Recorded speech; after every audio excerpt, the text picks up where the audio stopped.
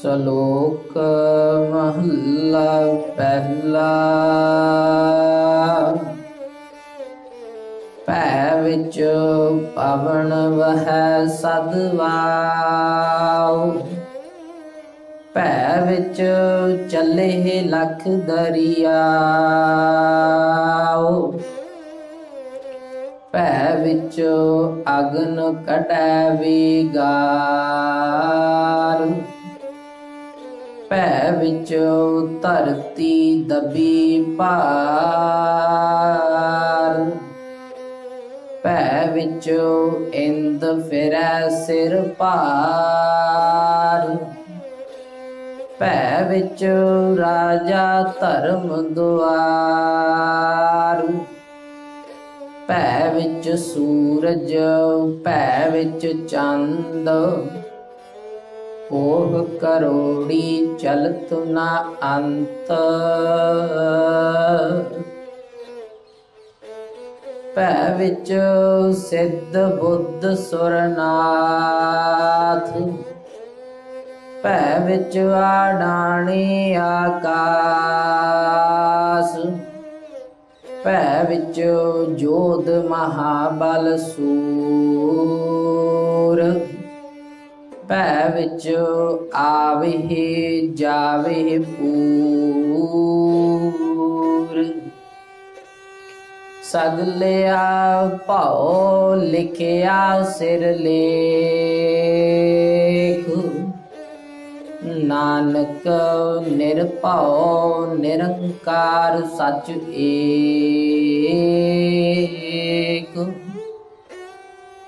ਸਗਲਿਆ ਭਉ ਲਿਖਿਆ ਸਿਰ ਲੇਖ, ਨਾਨਕ ਨਿਰਭਉ ਨਿਰੰਕਾਰ ਸਚ ਏਕ।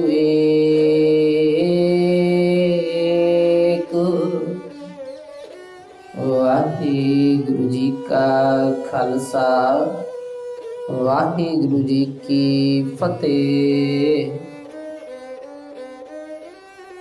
ਜੁਗੋ ਜੁਗ ਅਟਲ, ਚਵਰ ਛਤਰ ਤਖਤ ਦੇ ਮਾਲਕ, ਰਾਜਾਨ ਰਾਜ ਪਾਨਾਨ ਪਾਨ, ਦੇਵਾਨ ਦੇਵ ਹੁਕਮਾ ਮਹਾਨ। ਗਿਆਨ ਦੇ ਸੋਮੇ, ਰਤਨਾ ਰੂਪੀ ਸ਼ਬਦਾਂ ਦੇ ਭੰਡਾਰ, ਨਾਮ ਦੇ ਦਾਤੇ ਧੰਨ ਧੰਨ ਸਤਿਗੁਰੂ ਸ੍ਰੀ ਗੁਰੂ ਗ੍ਰੰਥ ਸਾਹਿਬ ਜੀ ਮਹਾਰਾਜ, ਤਿਨਾਂ ਦੀ ਮੁਕੱਦਸ ਪਾਵਨ ਗੋਦ ਦੇ ਅੰਦਰ ਬਿਰਾਜਮਾਨ ਗੁਰੂ ਪਿਆਰੇ ਗੁਰੂ ਸਵਾਰੇ ਸਤਸੰਗੀ ਜਨੋ, ਅਤੇ ਜਿਹੜਾ ਵੀ ਮਾਈ ਭਾਈ ਕੋਈ ਸੁਰਤ ਕਰਕੇ ਗੁਰੂ ਦੇ ਚਰਨਾਂ ਵਿੱਚ ਹਾਜ਼ਰੀ ਲਵਾ ਰਿਹਾ ਹੈ, ਵਡਭਾਗੇ ਹੋ ਆਪ ਸਾਰੇ ਜੋ ਪਾਤਸ਼ਾਹ ਜੀ ਨੇ ਇੰਨੀ ਬਖਸ਼ਿਸ਼ ਕੀਤੀ ਹੈ, ਜੋ ਇਸ ਕਲਯੁਗ ਦੇ ਸੰਸਾਰ ਦੇ ਅੰਦਰ, ਕਲਯੁਗ ਦੇ ਸਮੇਂ ਦੇ ਅੰਦਰ ਆਪਣੇ ਆਪ ਨੂੰ ਜਾਣਨ ਦਾ, ਜਿਹਨੂੰ ਗੁਰਦੇਵ ਜੀ ਬਖਸ਼ਿਸ਼ ਕਰਦੇ ਕਿ ਬੰਦੇ ਖੋਜ ਦਿਲ ਹਰ ਰੋਜ਼, ਨਾ ਫਿਰ ਪਰੇਸ਼ਾਨੀ ਮਾਹੀ। ਤੇ ਗੁਰਦੇਵ ਜੀ ਨੇ ਇਸ ਭਾਗਾ ਸਮਾਂ ਸਾਡੀ ਝੋਲੀ ਦੇ ਵਿੱਚ ਪਾਇਆ, ਜਦੋਂ ਅਸੀਂ ਬੈਠ ਕੇ ਆਪਣੇ ਆਪ ਦੀ ਸਵੈ ਪੜਚੋਲ ਕਰ ਸਕਦੇ, ਜਦੋਂ ਗੁਰੂ ਦੇ ਕੋਲ ਬੈਠ ਕੇ ਆਪਣੇ ਆਪ ਨੂੰ ਖੋਜਣ ਦਾ ਸਮਾਂ ਜਿਹੜਾ ਸਾਨੂੰ ਪ੍ਰਾਪਤ ਹੋਇਆ ਹੈ। ਬੜੀ ਅਪਾਰ ਬਖਸ਼ਿਸ਼ ਹੈ ਆਪ ਸਭਨਾਂ ਦੇ ਉੱਪਰ। ਸੋ ਆਓ ਸਤਿਗੁਰੂ ਪਾਤਸ਼ਾਹ ਜੀ ਕੋਲੋਂ ਸਿੱਖਿਆ ਲਈਏ, ਬਚਨਾਂ ਨੂੰ ਸਮਝਣ ਦਾ ਯਤਨ ਕਰੀਏ ਤੇ ਆਪਣੇ ਜੀਵਨ ਦੀਆਂ ਘਾਟਾਂ ਨੂੰ, ਜੀਵਨ ਦੀਆਂ ਸਾਡੀਆਂ ਆਪਣੀਆਂ ਗਲਤੀਆਂ ਨੂੰ ਗੁਰੂ ਦੇ ਬਚਨਾਂ ਦੇ ਰਾਹੀਂ ਦੂਰ ਕਰਕੇ, ਤੇ ਜਿਹੜਾ ਗੁਰਸਿੱਖ, ਜਿਹੜਾ ਸਚਿਆਰ ਧੰਨ ਸ਼੍ਰੀ ਗੁਰੂ ਨਾਨਕ ਦੇਵ ਪਾਤਸ਼ਾਹ ਜੀ ਨੇ ਬਾਣੀ ਦੇ ਅੰਦਰ ਦੱਸਿਆ ਹੈ, ਇਸ ਝੂਠੇ ਜੀਵਨ ਤੋਂ ਉਸ ਸਚਿਆਰ ਪਦ ਤੱਕ ਦੀ ਯਾਤਰਾ ਕਰਨ ਦਾ ਜਿਹੜਾ ਅਸੀਂ ਹੀਲਾ ਕਰੀਏ ਜੀਵਨ ਦੇ ਅੰਦਰ, आओ गुरु चरना विच लवाइए हाजरी, अपनी होंद दा सबूत दईए, गुरु चरना नाल जुड़न दा जतन करिए। प्यार सहित आखो जी सतनाम श्री वाहिगुरु साहिब जी।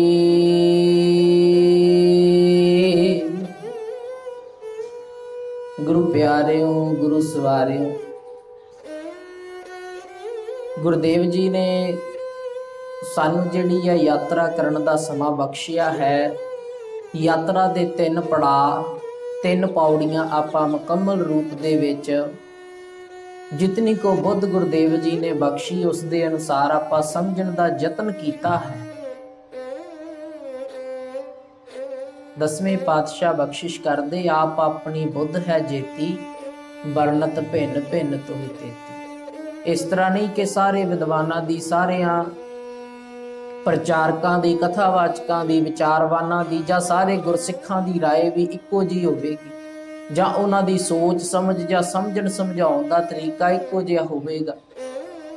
इसलिए पातशाह जी ने बचन कह दिता, कहंदे भाई ये लड़न वाला जां दुविधा वाला मसला नहीं कोई कि कोई किसी धर्म बारे कुछ आखदा या कोई किसी धर्म बारे कुछ आखदा। गुरुदेव जी कहंदे भाई आप अपनी बुद्ध है जेती, बरनत भिन्न भिन्न तोहे तेती। ये दुनिया दे सारे मसले खत्म करने वाली गल होगी जिहड़ा कलगीधर जी ने बचन कीता है।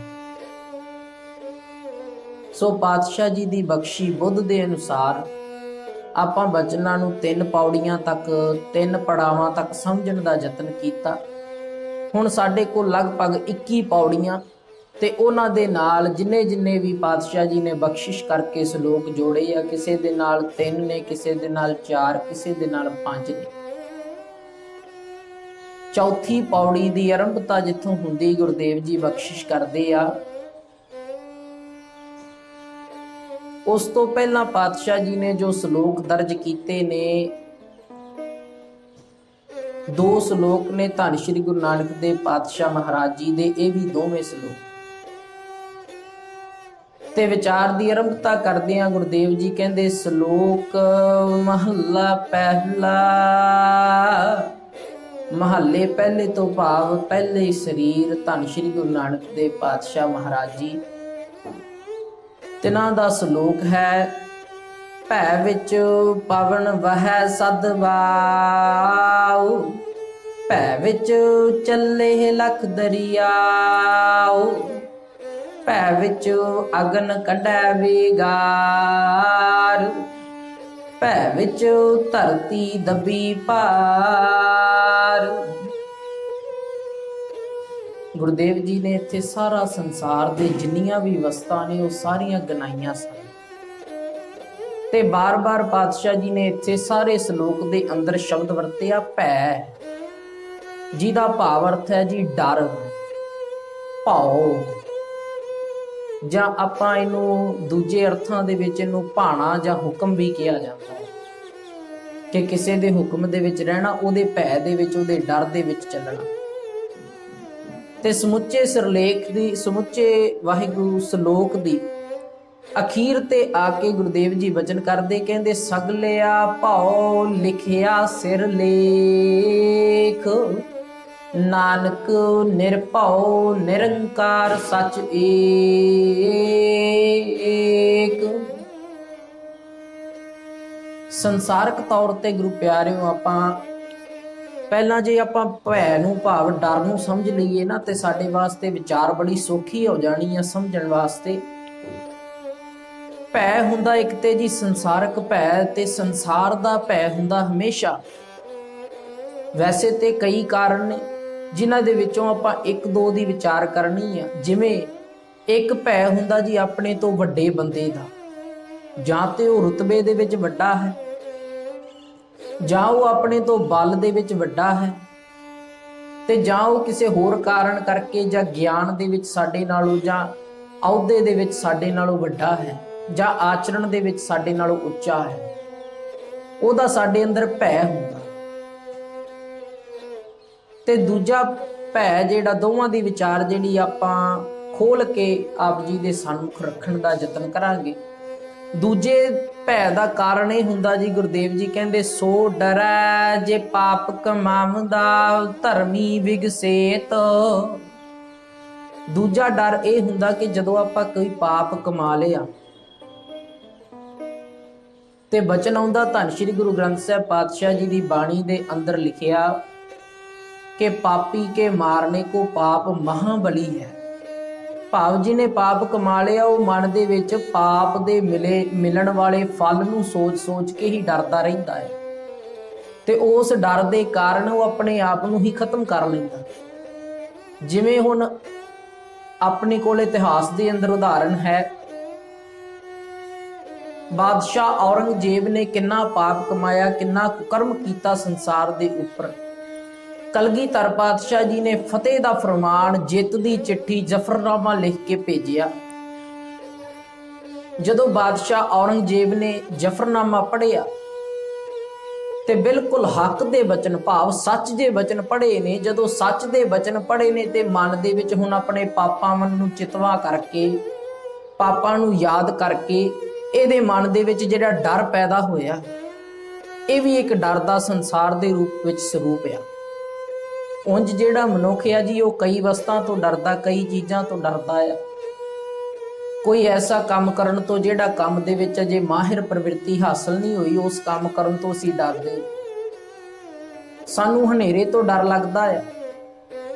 ਹੋਰ ਵੀ ਕਈ ਕਾਰਨ ਨੇ, ਕੁਛ ਕੁ ਕਾਰਨ ਜਿਹੜੇ ਆ ਉਹ ਮਨੁੱਖੀ ਸੁਰਤ ਨੇ ਆਪਣੇ ਆਪ ਉਪਜਾਏ ਨੇ, जिन्हां दे करके वो डर दे विच रहिंदा। भाव वो कारण है नहीं। जिवें संसार ते आपां वेख लैंदे आ, किसी ने कोई किसी तरह का मंत्र पढ़ दिता, किसी तरह का टूणा कर दिता, तंत्र कर दिता, जंत्र कर दिता, जां भूत प्रेत आदि असीं आखदे आ, जिन्हां दे करके साडे मन दे विच डर पैदा हुंदा। खैर ये बहुत नीवें पੱਧਰ ਦੇ डर दे कारण आ। इन्हां तो उपर जिहदी आपां दोवां दी विचार करनी जी। एक ते डर लगता है अपने तो वड्डे तो, ते दूजा डर का कारण है जदों आपां कोई पाप कमाया।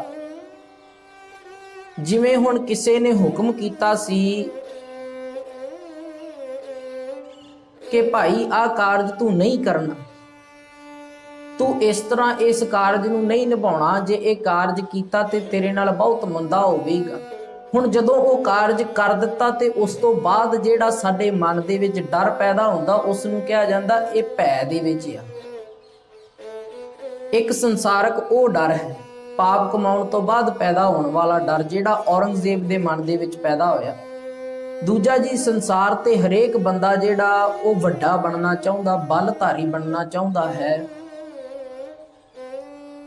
ते जिस दिन मनुख नूं अजे ज्ञान नहीं होया सी, जिथों आपां आरंभता कीती है ना विचार दी, आसा की वार बाणी दी, कि जदों मनुख नूं अजे ज्ञान नहीं होया सी संसार दीआं वस्तां बारे, संसार दी प्रवृत्ति बारे, उदों मनुख जिहड़ा है वो डर तो भी, जल तो भी डरदा सी। वाहिगुरू, जल जदों नदियां दे विच, दरियावां दे विच रुड़ के आउणा ते मनुख बहुत डरदा सी। बदलां दे विचों वरखा होणी ते मनुख ने डरना। उंज पश्चिमी विद्वान कहते ने जिहड़ा धर्म है वो डर दे करके पैदा होया। जिन्हां जिन्हां वस्तां तो, जिन्हां जिन्हां कुदरती शक्तियां तो मनुख ने डर खादा, भै खादा, उन्हां नूं जीव ने पूजना शुरू कर दिता ते उन्हां तो जिहड़ा डर खा के उन्हां दी पूजा, बलियां देणियां आदि होर कारज करने शुरू कर दिते।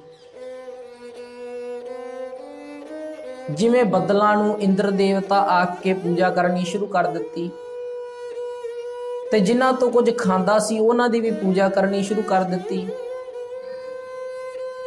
होर कई कारज जिवें अग है बड़ी भयानक, सारे पिंडां दे पिंड जला दिंदी सी। मनुखां नूं जिहड़ा खाण वास्ते उन्हां दा जिहड़ा फसल हुंदी सी उन्हां नूं भी जला के राख कर दिंदी सी। इस करके इन्हां अग नूं अग्नि देव कह के पूजना शुरू कर दिता। हवा जदों तेज बुल्लियां दे विच वगदी सी जां हनेरी दा रूप धार लैंदी सी ते बहुत नुकसान करदी, इन्हां हवा नूं भी पूजा करनी, पवन देव कह के पूजा करनी शुरू कर दित्ती। हौली हौली जदों ज्ञान की आरंभता हुई गुरु प्यारिओ, ਮਨੁੱਖ ਨੂੰ ਜਦੋਂ ਗਿਆਨ ਹੋਣਾ ਸ਼ੁਰੂ ਹੋਇਆ ਕਿ ਹਵਾ ਨੂੰ ਤੇ ਅਸੀਂ ਆਪਣੇ ਬਲ ਦੇ ਨਾਲ ਆਪਣੇ ਵਕਤ ਦੇ ਵਿੱਚ ਕਰ ਸਕਦੇ ਹਾਂ, ਫਿਰ ਅੱਜ ਹਵਾ ਨੂੰ ਵਰਤਿਆ ਜਾ ਰਿਹਾ ਜਿਵੇਂ ਆਪਾਂ ਆਪਣੇ ਕਾਰਜਾਂ ਵਾਸਤੇ ਵਰਤਦੇ ਹਾਂ। ਕਿਸੇ ਥਾਂ ਤੇ ਅਸੀਂ ਐਗਜ਼ਾਸਟ ਫੈਨ ਲਾ ਕੇ ਹਵਾ ਨੂੰ ਤੇਜ਼ ਕਰ ਲੈਂਦੇ ਹਾਂ, ਜਾਂ ਕਮਰੇ ਦੇ ਵਿੱਚੋਂ ਗੰਦੀ ਹਵਾ ਨੂੰ ਬਾਹਰ ਕੱਢ ਦਿੱਤਾ ਜਾਂਦਾ, ਜਾਂ ਅਸੀਂ ਪੱਖੇ ਲਗਾ ਕੇ ਹਵਾ ਨੂੰ ਤੇਜ਼ ਕਰ ਲਿਆ ਹੈ। ਭਾਵ ਅਸੀਂ ਆਪਣੀ ਲੋੜ ਦੇ ਅਨੁਸਾਰ ਉਹਨੂੰ ਵਰਤਣਾ ਗਿਆਨ ਨੇ ਇਹੋ ਸਿਖਾਇਆ ਹੈ। ਪਰ ਇੱਕ ਗੱਲ ਇੱਥੇ ਬਣੀ ਗੁਰੂ ਪਿਆਰਿਓ, ਕਿ ਗੁਰਦੇਵ ਜੀ ਨੇ ਜੋ ਸਾਨੂੰ ਅੱਜ ਬਖਸ਼ਿਸ਼ ਕੀਤੀ ਨਾ, ਜੋ ਸਮਝਾਇਆ ਹੈ ਸਾਨੂੰ, ਅਸੀਂ ਉਸ ਨੂੰ ਸਮਝਣ ਦਾ ਯਤਨ ਕਰੀਏ। ਪਾਤਸ਼ਾਹ ਜੀ ਕਹਿੰਦੇ ਕਿ ਇਹ ਜਿਹੜੀਆਂ ਕੁਦਰਤੀ ਵਸਤਾਂ ਸੀ ਸਾਰੀਆਂ ਮਨੁੱਖ ਤੋਂ ਪਹਿਲਾਂ ਦੀਆਂ, ਜਿਨ੍ਹਾਂ ਤੋਂ ਮਨੁੱਖ ਪਹਿਲਾਂ ਡਰਦਾ ਸੀ, ਬਾਅਦ ਵਿੱਚ ਮਨੁੱਖ ਨੇ ਆਪਣੇ ਵੱਸ ਵਿੱਚ ਕਰ ਲਈਆਂ। ਹੁਣ ਉਹੋ ਹੀ ਅੱਗ ਜਿਹੜੀ ਪਿੰਡਾਂ ਦੇ ਪਿੰਡ ਸਾੜ ਦਿਆ ਕਰਦੀ ਸੀ, ਉਹੋ ਹੀ ਅੱਜ ਮਨੁੱਖ ਦੇ ਚੁੱਲ੍ਹੇ ਦੇ ਵਿੱਚ ਬਲਦੀ ਹੈ ਤੇ ਕਿੱਡੇ ਸੋਹਣੇ ਪਦਾਰਥ ਬਣਾ ਕੇ ਦਿੰਦੀ ਹੈ, ਕਿੱਡੇ ਸਵਾਦਿਸ਼ਟ ਪਦਾਰਥ ਤਿਆਰ ਕਰਕੇ ਦਿੰਦੀ। ਭਾਵ ਗਿਆਨ ਦੇ ਨਾਲ ਉਹਨੂੰ ਬਲ ਦੇ ਨਾਲ ਉਹਨੂੰ ਵਸ ਦੇ ਵਿੱਚ ਕਰ ਲਿਆ, ਬਲ ਧਾਰ ਲਿਆ, ਗਿਆਨ ਪ੍ਰਾਪਤ ਹੋ ਗਿਆ। ਮਨੁੱਖ ਨੇ ਉਹਨੂੰ ਆਪਣੇ ਡਰ ਦੇ ਵਿੱਚ, ਭਾਵ ਅੱਗ ਨੂੰ, ਜਲ ਨੂੰ, ਹਵਾ ਨੂੰ ਆਪਣੇ ਹੁਕਮ ਦੇ ਵਿੱਚ ਰੱਖ ਲਿਆ, ਆਪਣੇ ਆਪ ਦੇ ਕਹੇ ਅਨੁਸਾਰ ਉਹਨੂੰ ਚਲਾਉਣਾ ਸ਼ੁਰੂ ਕਰ ਦਿੱਤਾ। ਕਾਰਨ ਕੀ? ਗਿਆਨ, ਬਲ। ਇਸ ਲਈ ਜਿਹਦੇ ਕੋਲ ਬਲ ਹੋਵੇ, ਦੂਜਾ ਬੰਦਾ ਹਮੇਸ਼ਾ ਉਹਦੇ ਭੈ ਦੇ ਵਿੱਚ, ਉਹਦੇ ਡਰ ਦੇ ਵਿੱਚ ਰਹਿੰਦਾ। ਤੇ ਸੰਸਾਰ ਦਾ ਜਿਹੜਾ ਮਨੁੱਖ ਜਾਤੀ ਆ ਨਾ ਜੀ, ਇਹ ਸਾਰਿਆਂ ਨੂੰ ਆਪਣੇ ਭੈ ਦੇ ਵਿੱਚ, ਆਪਣੇ ਡਰ ਦੇ ਵਿੱਚ ਰੱਖਣੀ ਚਾਹੁੰਦੀ ਆ। ਤੇ ਦੂਜੀ ਗੱਲ ਇਹ ਕਿ ਮਨੁੱਖ ਜਿਹੜਾ ਉਹ ਆਪ ਡਰ ਤੋਂ ਰਹਿਤ ਹੋਣਾ ਚਾਹੁੰਦਾ ਹੈ। ਜਿਹੜੀ ਅਮਰ ਹੋਣ ਦੀ ਪ੍ਰਵਿਰਤੀ ਹੈ ਉਹ ਮੌਤ ਦੇ ਡਰ ਤੋਂ ਪੈਦਾ ਹੋਈ। ਲੋਕ ਬੜੇ ਬੜੇ ਅਮਰ ਹੋਣ ਵਾਸਤੇ ਸੰਸਾਰ ਤੇ ਆਏ ਕਿ ਅਸੀਂ ਅਮਰ ਹੋਣਾ ਹੈ, ਸੰਸਾਰ ਦੇ ਉੱਤੇ ਸਦੀਵੀ ਰਹਿਣਾ, ਸਦਾ ਰਹਿਣਾ ਹੈ, ਅਸੀਂ ਮਰਨਾ ਨਹੀਂ ਹੈ। ਤੇ ਮਨੁੱਖ ਦੇ ਮਨ ਦੇ ਵਿੱਚ ਜੀ ਸਭ ਤੋਂ ਵੱਡਾ ਜਿਹੜਾ ਡਰ ਹੈ ਨਾ, ਉਹ ਮੌਤ ਦਾ ਡਰ ਹੈ। ਮਨੁੱਖ ਹੋਰ ਕਿਸੇ ਤੋਂ ਨਹੀਂ ਡਰਦਾ, ਮੌਤ ਤੋਂ ਡਰਦਾ ਹੈ। ਕਿਉਂਕਿ ਸੰਸਾਰ ਦੇ ਅੰਦਰ ਆਪਾਂ ਵੇਖੀਏ ਗੁਰੂ ਪਿਆਰਿਓ, ਤਿੰਨ ਦੇਵਤੇ ਮੰਨੇ ਜਾਂਦੇ ਆ। ਇੱਕ ਨੇ ਸੰਸਾਰ ਪੈਦਾ ਕੀਤਾ, ਬ੍ਰਹਮਾ ਜਿਸ ਨੂੰ ਕਿਹਾ ਜਾਂਦਾ। ਦੂਜਾ ਸੰਸਾਰ ਨੂੰ ਚਲਾਉਣ ਵਾਲਾ, ਜਿਸ ਨੂੰ ਵਿਸ਼ਨੂੰ ਕਿਹਾ ਜਾਂਦਾ। ਤੀਜਾ ਜਿਹੜਾ ਸੰਸਾਰ ਨੂੰ ਖਤਮ ਕਰਨ ਵਾਲਾ, ਨਸ਼ਟ ਕਰਨ ਵਾਲਾ, ਗ੍ਰਾਸ ਕਰ ਜਾਣ ਵਾਲਾ, ਖਾ ਜਾਣ ਵਾਲਾ, ਜਿਹੜਾ ਕਾਲ ਦੇ ਰੂਪ ਵਿੱਚ ਹੈ, ਉਸ ਨੂੰ ਸ਼ਿਵ ਕਿਹਾ ਜਾਏਗਾ। ਤੇ ਪਿਆਰਿਓ, ਇਹ ਤੁਸੀਂ ਵੇਖਿਓ ਸੰਸਾਰ ਦੇ ਅੰਦਰ ਕਿ ਨਾ ਤੇ ਬ੍ਰਹਮਾ ਦੇ ਇੰਨੇ ਮੰਦਰ ਆ, ਨਾ ਹੀ ਵਿਸ਼ਨੂੰ ਦੇ ਇੰਨੇ ਮੰਦਰ ਆ ਜਿੰਨੇ ਸ਼ਿਵ ਦੇ ਮੰਦਰ ਨੇ ਸੰਸਾਰ ਦੇ ਅੰਦਰ। ਕਾਰਨ ਕੀ? ਕਿਉਂਕਿ ਜੀਵ ਜਿਹੜਾ ਹੈ ਉਹ ਮੌਤ ਤੋਂ ਡਰਦਾ ਹੈ। ਮੌਤ ਦੇ ਡਰ ਦੇ ਕਰਕੇ ਇਹਨੇ ਮੌਤ ਦੇ ਦੇਵਤੇ ਨੂੰ ਪੂਜਣਾ ਸ਼ੁਰੂ ਕਰ ਦਿੱਤਾ ਕਿ ਭਾਈ ਸਾਡੀ ਮੌਤ ਨਾ ਹੋਵੇ, ਸਾਨੂੰ ਮਾਰੀ ਨਾ। ਇਹ ਆਪਾਂ ਡਰ ਦੀ ਵਿਚਾਰ ਕੀਤੀ ਹੈ ਕਿ ਮਨੁੱਖ ਕਿੰਨਾ ਕਿੰਨਾ ਵਸਤਾਂ ਤੋਂ ਡਰਦਾ, ਤੇ ਇਸ ਨੇ ਕਿੰਨਾ ਕਿੰਨਾ ਵਸਤਾਂ ਨੂੰ ਡਰਾ ਕੇ ਆਪਣੇ ਹੁਕਮ ਦੇ ਵਿੱਚ ਕਰ ਲਿਆ, ਆਪਣੇ ਭਾਣੇ ਦੇ ਵਿੱਚ ਕਰ ਲਿਆ। ਅੱਜ ਜਿਹੜੇ ਮਨੁੱਖ ਦੀ ਇਹ ਪ੍ਰਵਿਰਤੀ ਹੋ ਗਈ ਆ ਕਿ ਮੈਂ ਕਦੇ ਮਰਾਂ ਨਾ, ਤੇ ਜਿੰਨਾ ਵੀ ਸੰਸਾਰ ਹੈ ਇਹ ਮੇਰੇ ਡਰ ਦੇ ਵਿੱਚ, ਮੇਰੇ ਭਾਣੇ ਦੇ ਵਿੱਚ ਚੱਲੇ, ਮੈਂ ਜਿਹੜੀ ਗੱਲ ਕਵਾਂ ਇਹ ਮੇਰੀ ਗੱਲ ਮੰਨਣ। ਇਹੋ ਪ੍ਰਵਿਰਤੀ ਜੀ ਸੰਸਾਰ ਦੇ ਅੰਦਰ ਜਿਹਨੂੰ ਮਹਾਨ ਕਿਹਾ ਜਾਂਦਾ ਨਾ, ਉਸ ਸਿਕੰਦਰ ਦੇ ਵਿੱਚ ਸੀ। ਤੇ ਮੈਂ ਉਸ ਦੀ ਟੂਕ ਮਾਤਰ ਜਿਹੜੀ ਸੰਖੇਪ ਦੇ ਵਿੱਚ ਗਾਥਾ ਆਪ ਜੀ ਦੇ ਸਾਹਮਣੇ ਰੱਖਾਂ, ਕਿਉਂਕਿ ਮੈਂ ਇੱਕ ਬਚਨ ਆਪ ਜੀ ਦੇ ਨਾਲ ਪਹਿਲਾਂ ਸਾਂਝਾ ਕਰਦੀ ਹਾਂ ਗੁਰੂ ਪਿਆਰਿਓ, ਕਿ ਜਿਹੜਾ ਸ਼ਲੋਕ ਹੈ ਨਾ, ਗੁਰਦੇਵ ਜੀ ਸਾਰੀਆਂ ਵਸਤਾਂ ਸਾਨੂੰ ਦੱਸ ਕੇ, ਸਾਰੀਆਂ ਕੁਦਰਤੀ ਸ਼ਕਤੀਆਂ, ਭੈ ਵਿੱਚ ਪਵਨ ਵਹੈ ਸਦ ਵਾਓ, ਭੈ ਵਿੱਚ ਚੱਲੇ ਲਖ ਦਰਿਆਓ, ਭੈ ਵਿੱਚ ਅਗਨ ਕੱਢੈ ਵੇਗਾਰ, ਭੈ ਵਿੱਚ ਧਰਤੀ ਦੱਬੀ ਭਾਰ, ਭੈ ਵਿੱਚ ਇੰਦ ਫਿਰੈ ਸਿਰ ਭਾਰ। ਆਰੰਭਤਾ ਜਿੱਥੋਂ ਸਾਰੇ ਸੰਸਾਰ ਦੀ ਆਰੰਭਤਾ ਹੋਈ, ਪਵਨ, ਅੱਗ, ਪਾਣੀ, ਧਰਤੀ ਤੇ ਆਕਾਸ਼, ਪੰਜਾਂ ਜਿਹੜੇ ਤੱਤਾਂ ਤੋਂ ਸਾਰੇ ਸਰੀਰ ਬਣੇ ਆ ਸਾਡੇ ਮਨੁੱਖਾਂ ਦੇ। 4 ਤੱਤਾਂ ਤੋਂ ਜਿਹੜੀਆਂ ਵਨਸਪਤੀਆਂ, ਪੌਦੇ ਬਣੇ। ਇਸ ਲਈ ਗੁਰਦੇਵ ਜੀ ਨੇ ਆਰੰਭਤਾ ਇਹਨਾਂ 5 ਤੱਤਾਂ ਤੋਂ ਕੀਤੀ। ਕਹਿੰਦੇ ਭਾਈ ਇਹ ਹੁਕਮ ਦੇ ਵਿੱਚ ਚੱਲ ਰਹੇ, ਪਰ ਇੱਕੋ ਇੱਕ ਜਦੋਂ ਗਿਆਨ ਪ੍ਰਾਪਤ ਹੋ ਗਿਆ ਤੇ ਜਿਹੜਾ ਗਿਆਨ ਹੈ ਉਸਨੇ ਮਨੁੱਖ ਨੂੰ ਇੰਨਾ ਤਰਕ ਬੁੱਧੀ ਵਾਲਾ ਬਣਾ ਦਿੱਤਾ, ਇੰਨਾ ਤਰਕਸ਼ੀਲ ਬਣਾ ਦਿੱਤਾ ਕਿ ਇਹ ਕਹਿੰਦਾ ਕਿ ਮੈਂ ਕਿਸੇ ਹੁਕਮ ਦੇ ਵਿੱਚ ਨਹੀਂ ਚੱਲਦਾ, ਮੈਂ ਕਿਸੇ ਦੇ ਭਾਣੇ ਵਿੱਚ ਨਹੀਂ ਚੱਲਦਾ। ਤੇ ਜਿਹੜਾ ਹਮੇਸ਼ਾ ਜਿਹੜਾ ਬੰਦਾ ਜਿਹੜਾ ਮਨੁੱਖ ਹੈ ਗੁਰੂ ਪਿਆਰਿਓ, ਇਹੋ ਹੁਕਮ ਤੋਂ ਬਾਹਰ ਚੱਲਦਾ। ਇਹ ਵੀ ਵਿਚਾਰ ਆਪਾਂ ਅੱਗੇ ਸਾਂਝੀ ਕਰਾਂਗੇ ਵਿਸਥਾਰ ਦੇ ਨਾਲ। ਮੈਂ ਆਪ ਜੀ ਦੇ ਨਾਲ ਵਿਚਾਰ ਸਾਂਝੀ ਕਰਨ ਲੱਗਾ ਸੀ ਕਿ ਸਿਕੰਦਰ ਦੇ ਜੀਵਨ ਦੇ ਅੰਦਰ ਕਾਰਨ ਕੀ ਬਣਦਾ ਹੈ। ਸਿਕੰਦਰ ਜਿਹੜਾ ਜੀ ਇਹ ਅਮਰ ਹੋਣਾ ਚਾਹੁੰਦਾ। ਅਮਰ ਕਿਉਂ ਹੋਣਾ ਚਾਹੁੰਦਾ? ਇਸ ਨੇ ਜੀਵਨ ਦੇ ਵਿੱਚ ਜਿਹੜੇ ਵੀ ਲੋਕਾਂ ਤੇ ਇਹਨੂੰ ਸ਼ੱਕ ਹੋਇਆ ਕਿ ਇਹ ਮੈਨੂੰ ਮਾਰ ਸਕਦੇ, ਉਹਨਾਂ ਲੋਕਾਂ ਨੂੰ ਮਾਰ ਦਿੱਤਾ। ਕਈਆਂ ਦਾ ਹਥਿਆਰਾ, ਕਈ ਆਪਾਂ ਕਹਿ ਸਕਦੇ ਹਾਂ ਕਿ ਗਿਣਤੀ ਨਹੀਂ ਕੀਤੀ ਜਾ ਸਕਦੀ ਜਿੰਨੇ ਲੋਕਾਂ ਨੂੰ ਸਿਕੰਦਰ ਨੇ ਆਪਣੇ ਜੀਵਨ ਦੇ ਵਿੱਚ ਮਾਰਿਆ। ਉਂਝ ਤੇ ਚਲੋ ਮਹਾਨ ਕਿਹਾ ਜਾਂਦਾ ਕਿਉਂਕਿ ਸੁਪਨਾ ਮਹਾਨ ਸੀ ਦੁਨੀਆ ਨੂੰ ਜਿੱਤਣ ਦਾ, ਪਰ ਉਹਦਾ ਜਿਹੜਾ ਚਰਿੱਤਰ ਸੀ, ਜਿਹੜਾ ਉਹਦਾ ਜੀਵਨ ਸੀ, ਉਹ ਇਸ ਤਰ੍ਹਾਂ ਦਾ ਗੁਰੂ ਪਿਆਰਿਓ ਕਿ ਇਸ ਨੇ ਆਪਣੀ ਜਾਨ ਬਚਾਉਣ ਦੀ ਖਾਤਰ ਕਿ ਆਪ ਮੈਂ ਸਦਾ ਅਮਰ ਰਵਾਂ, ਦੁਨੀਆ ਤੇ ਅਨੇਕਾਂ ਲੋਕਾਂ ਨੂੰ ਇਹਨੇ ਮਾਰਿਆ।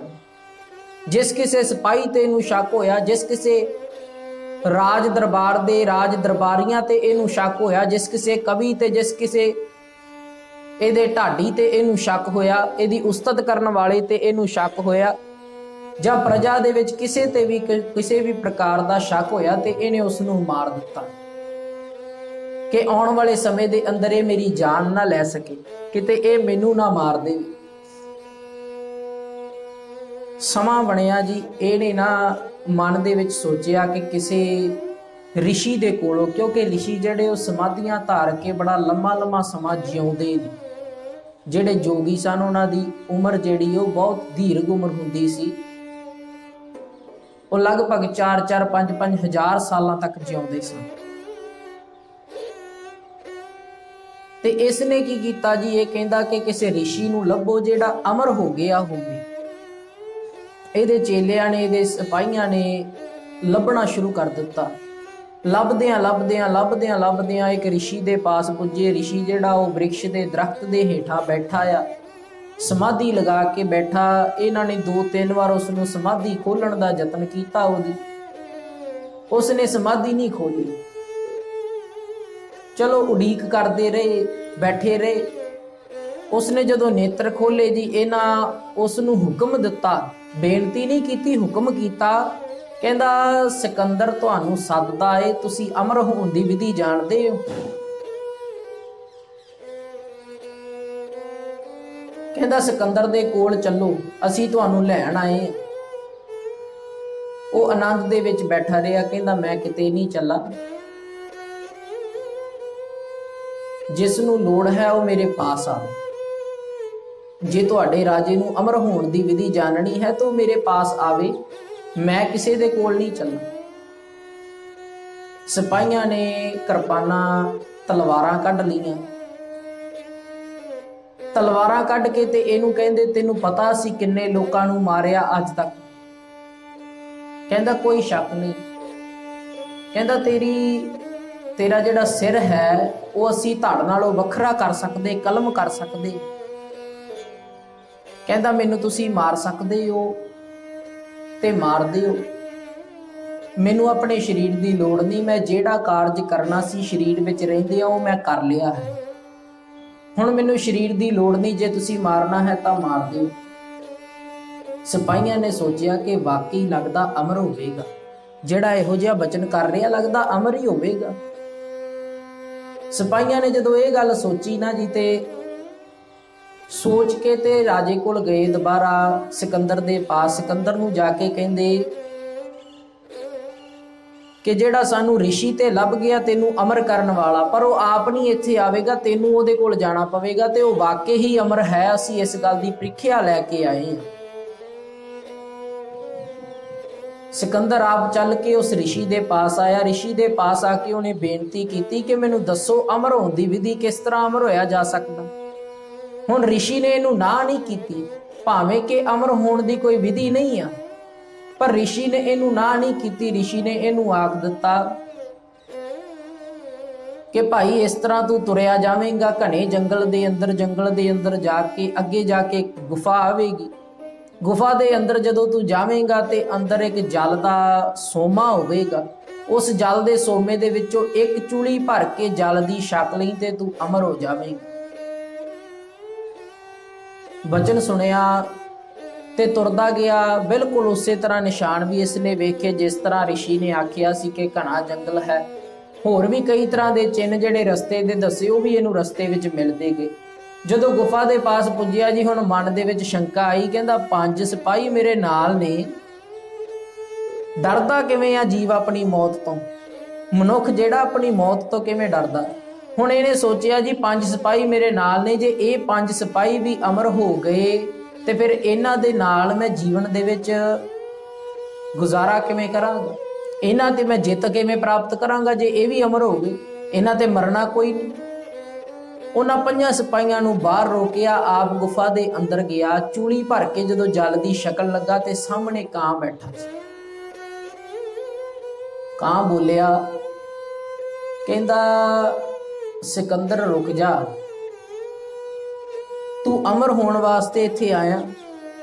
कहंदा मेरी दशा वेख, मैनू कई हज़ार साल हो गए ने, मैं इथों कई तरह दियां अपनियां पीढ़ियां जिहड़ियां लंघदियां वेखियां ने, पर मैं अज भी इत्थे बैठा, मैं अमर हो गया। ये बणियां जिहड़ियां गल्लां ने, क्योंकि जिहड़ा ना तो उत्थे अमर होने का कोई सोमा सी ते ना ही अज तक जल का कोई सोमा ऐसा बनया अमर होने वास्ते, क्योंकि जीवन की एक सेध देनी सी ऋषि ने, उन्होंने समझाउणा सी। हुण समझाया किस तरह, वो कां नूं आखदा कि मैनू कई युग हो गए इत्थे बैठे नूं, मैं इत्थों जा नहीं सकिया, कारण कि मैं ये जल छक लिया सी ते अज वेख मैं किन्ना मायूस हो गया। मैं अपनी जिंदगी दे सारे करतब सारा कुछ वेख लिया ते मेरी जिंदगी हुण निराश हो गई आ ते मैं बहुत ज़्यादा निराशा दे विच इत्थे संसार दे विच बैठा रहना। कि तू चाहुंदा है कि तेरी जिंदगी इस तरह की हो जाए।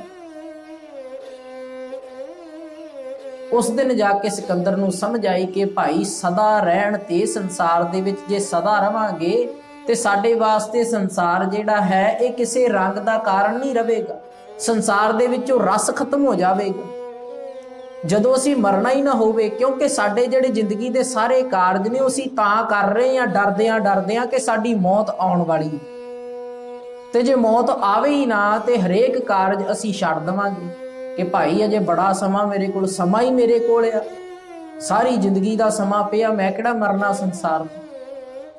खैर एक वखरा विषय है, पर विचार आपां इहदे विचों इह सिੱਖਿਆ लैनी आ कि संसार दे उत्ते गुरु प्यारिओ केवल मनुख ऐसा रह गया जिहड़ा भै तो बाहर हो गया, डर तो बाहर हो गया अकाल पुरख दे, ते डर तो बाहर हो के गुरुदेव जी कहंदे पापी पाप कमावंदे करदे हाय हाय,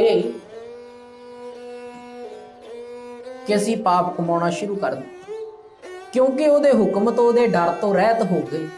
कारण इहदा इह बणिया गुरु प्यारिओ कि जीव संसार ते जिन्ने भी अकाल पुरख ने पैदा कीते उन्हां नूं बुद्ध नहीं दित्ती।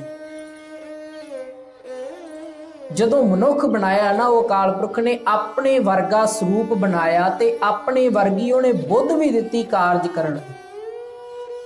भाव उहदा हुक्म यह है, भै नूं आपां गल कर रहे ना भै दी, ते भै नूं आपां समझीए भै तो भाव है हुक्म, भाणा, डर, उस अकाल पुरख दे भाणे दे विच रहीए। हुण भाणा ये सी कि साडी जिहड़ी बुद्ध है उस दे अनुसार आपां गुरु नूं समझ के गुरु दे पासों सिੱਖਿਆ लैके ते अकाल पुरख दे हुक्म दे विच चलना सी। ते गुरुदेव जी कहंदे एक मनुख नूं छड्ड के बाकी सारा संसार जिहड़ा है वो इस तरह भै दे विच चल रहा है। भै विच पवन वहै सदवाओ, कहंदे भाई मनुख नूं छड्ड के जिहड़ी पवन तो सारे संसार दी आरंभता हुई, साचै ते पवना भया, पवन ते जल होए, जल ते त्रिभवन साजिया, घट घट जोत समोए। श्री राग दे अंदर गुरु नानक पातशाह जी दा वचन कि जिस पवन तो सारे संसार दी आरंभता हुई, देखो केवल मनुख ही बल वाला नहीं, संसार दे विच हवा किन्नी बल धारी आ। ਜੇ ਹਵਾ ਆਪਣੇ ਕਰਮਾਂ ਦੇ ਕਰਕੇ ਕਿਤੇ ਬਹੁਤ ਤੇਜ਼ ਚੱਲਣ ਲੱਗ ਪਵੇ, ਆਪਣੀ ਆਈ ਤੇ ਆ ਜਾਵੇ ਤੇ ਪਿੰਡਾਂ ਦੇ ਪਿੰਡ ਰੋੜ ਕੇ ਹਵਾ ਦੇ ਵਿੱਚ ਜਿਹੜੀ ਉਡਾ ਕੇ ਲੈ ਜਾਂਦੀ ਹੈ ਵਾਹਿਗੁਰੂ।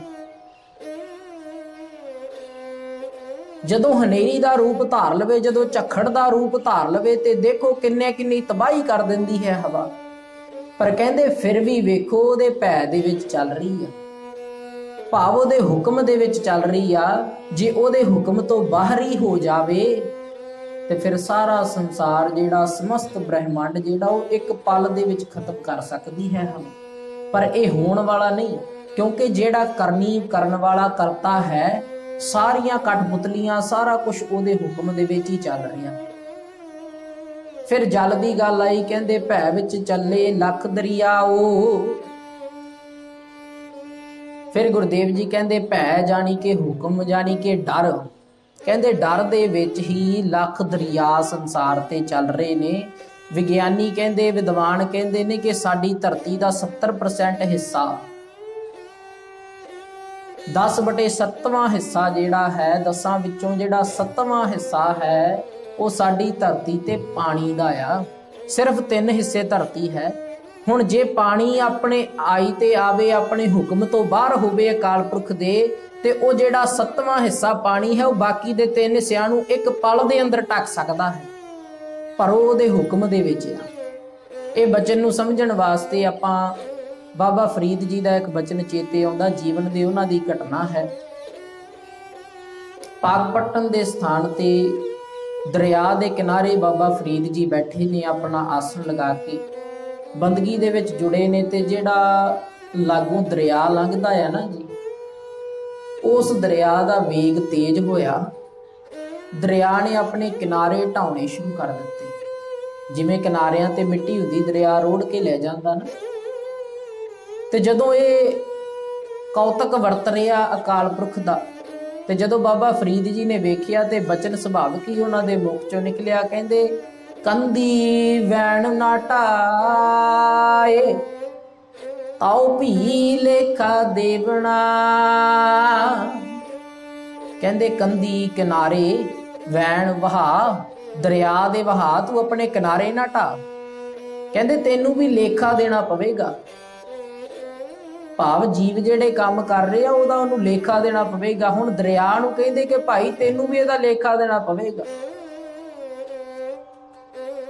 ਫਿਰ ਅਗਲਾ ਬਚਨ ਕਰਦੇ, ਕਹਿੰਦੇ ਨਹੀਂ, ਮਨ ਦੇ ਵਿੱਚ ਸੋਚ ਫੁਰੀ ਆ, ਦੁਬਾਰਾ ਹੁਕਮ ਹੋਇਆ, ਹੁਕਮ ਦੀ ਸੋਚ ਫੁਰੀ ਆ। ਤੇ ਬਾਬਾ ਫਰੀਦ ਜੀ ਅਗਲਾ ਬਚਨ ਕਰਦੇ, ਕਹਿੰਦੇ ਨਹੀਂ, ਇਸ ਤਰ੍ਹਾਂ ਨਹੀਂ ਹੋਣ ਲੱਗਾ, ਕਿਉਂਕਿ ਜਿੱਧਰ ਰੱਬ ਰਜਾਏ ਬੈਣਤ ਦਾਊ ਗਾਉ ਕਰੇ। ਕਹਿੰਦੇ ਜਿਹੜਾ ਦਰਿਆ ਹੈ ਨਾ, ਜੇ ਆਪਣੇ ਕਿਨਾਰੇ ਵੀ ਢਾ ਰਿਹਾ ਤੇ ਇਹ ਵੀ ਉਹਦੇ ਹੁਕਮ ਦੇ ਵਿੱਚ ਢਾ ਰਿਹਾ ਹੈ। ਭਾਵ ਦਰਿਆ ਦੇ ਅਜੇ ਉਹਦੇ ਹੁਕਮ ਤੋਂ ਬਾਹਰ ਨਹੀਂ ਹੋਇਆ। ਦਰਿਆ ਆਪਣੇ ਕਿਨਾਰਿਆਂ ਨੂੰ ਥੋੜੀ ਜਿਹੜੀ ਢਾਹ ਲਾ ਰਿਹਾ, ਉਹ ਵੀ ਉਹਦੇ ਹੁਕਮ ਦੇ ਵਿੱਚ ਹੀ ਲਾ ਰਿਹਾ। ਇਹ ਅਕਾਲ ਪੁਰਖ ਦੀ ਸ਼ਕਤੀ ਵਰਤਣੀ ਕਿ ਉਹਨੂੰ ਤੇਜ਼ ਚਲਾ ਰਹੀ ਹੈ। ਫਿਰ ਕਹਿੰਦੇ ਭੈ ਵਿੱਚ ਅਗਨ ਕੱਢੈ ਵੇਗਾਰ, ਭੈ ਵਿੱਚ ਧਰਤੀ ਦੱਬੀ ਭਾਰ। ਫਿਰ ਅੱਗ ਜਿਹੜੀ ਹੈ ਉਹ ਵੇਗਾਰੀਆਂ ਕੱਢਦੀ ਸੰਸਾਰ ਦੇ ਉੱਤੇ, ਕਾਰਜ ਕਰ ਰਹੀ ਜਿੰਨੇ ਵੀ।